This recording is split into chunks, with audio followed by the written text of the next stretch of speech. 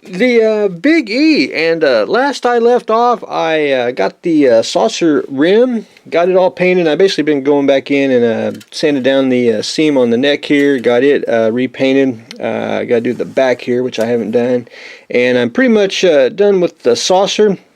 I think I got everywhere, and I'll go double check, make sure that I didn't miss anything, and I'll get the tape off and all that. And I'm probably going to put it in a bag till I get ready for it, so it won't get any debris, dust, or anything of that nature on.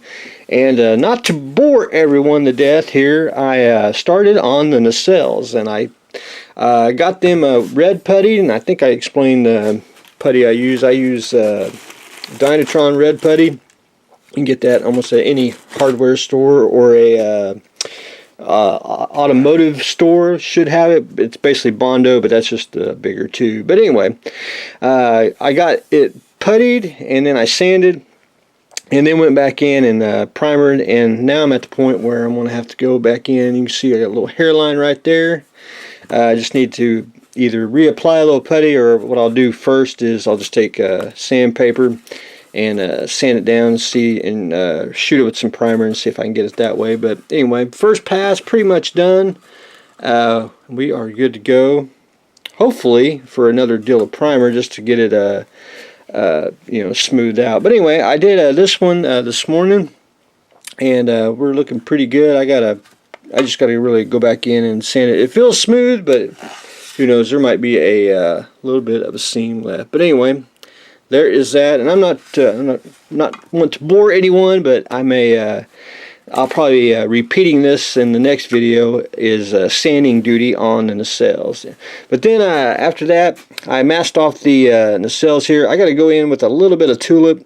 One thing I didn't think of when I put the caps on, when I dipped them in Future, it made them just a tad bit thicker, and I tried to trim out the excess Future on the part there. So I'm just going to go in with a little bit of tulip and just put a little bead in here just to make it like it was seamless.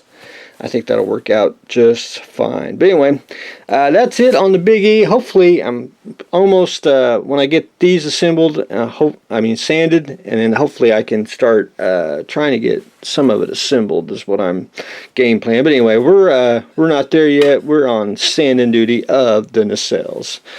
The Wildcat, I am almost done with it. I'm going to try to finish it up before daylight savings time, because who knows, I may be, I hate daylight savings time.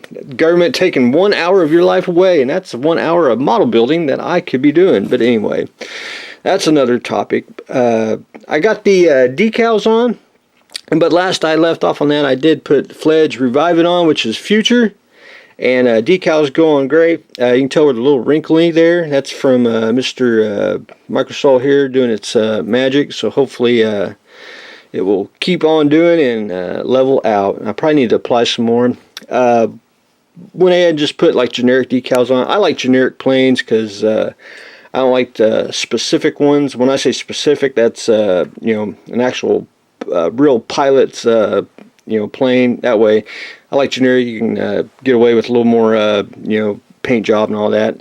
Weathering is going to keep down to a minimum. I ain't going to do any chips or anything. I'm going to try to just keep it bare minimum. I think it looks great the way it is. Got the propeller painted. I got to paint the landing gear and a little bit of the engine, and then I want to seal it with, and I have it over here. My new favorite flat, if I can find it. Where are you? Nope.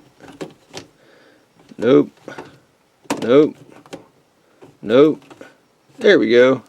That's my new favorite flat. I think that it drives extremely well on a model. So plus I've been getting away from lacquers on flats. I've been doing the acrylic ones, and I think they work out just great if you can manipulate them with ease. But anyway, decals are going on. Got the bottom star on too, and we're just about ready to wrap that up. So hopefully I'll have this done hopefully by tomorrow when I'm trying to get on. I got the tape off the canopy, and as you can see, just a wash is all you need on the inside. You really can't see a whole lot on the inside of the canopy anyway, so yeah, I mean, it works out just great. But anyway, Wildcat is getting closer to being finished. And then the Convair, I was going to, I wasn't going to build it, and I kept thinking, well, you know, I've never built one, and I like the design. It's basically the predecessor to the Discovery. And it's a easy kit. It's almost like a snap fit. I mean, part count simple, everything fits. It's just a great, basically a weekend model. You could have this assembled in a weekend and probably paint it if you really want to. But I went ahead and I put some lights in. I put an orange LED. I was going to go with a purple one like the box art here, but I thought the orange one would just give it a little bit of color because it's basically silver. And then for the command module, I put a LED on there just to highlight it, you know, make it look like it's lit, you know, basically like the Enterprise here. You know how that's you know, one solid color, kind of the way I did that, because this kind of reminds me of the Enterprise commercial vehicle that's you see on the motion picture. But anyway, one thing I did do, and I had to almost kick myself in the behind, is part number 16, which was in the sack here. I actually dug out all the clear parts, which was the stand, and I threw it away. And I was like, so I went looking through the instructions, and I was like, man, I don't know where 16 is. And it dawned on me, it's probably in the trash can in the sack. So always look for the clear parts on kits. But anyway, I'm just doing sub-assemblies, getting them together.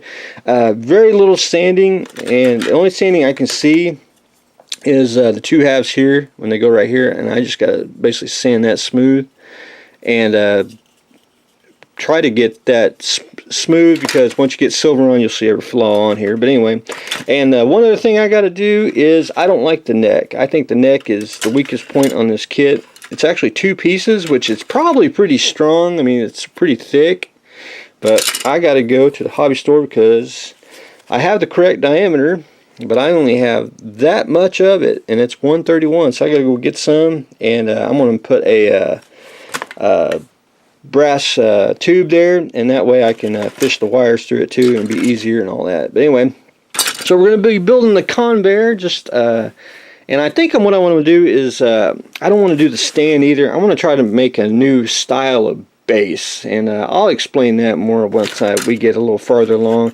You know, I know we have wood bases, and we have the round 2 stands, which are nice, but I want to try to go something different, try to make something standard from here on out. But anyway, that's what I've got going on today. We are starting the Convair, getting ready to hopefully finish up the Wildcat, and of course we have the boring sanding duty on the Big E. So that's what I got going on today, so stay tuned for the next exciting episode.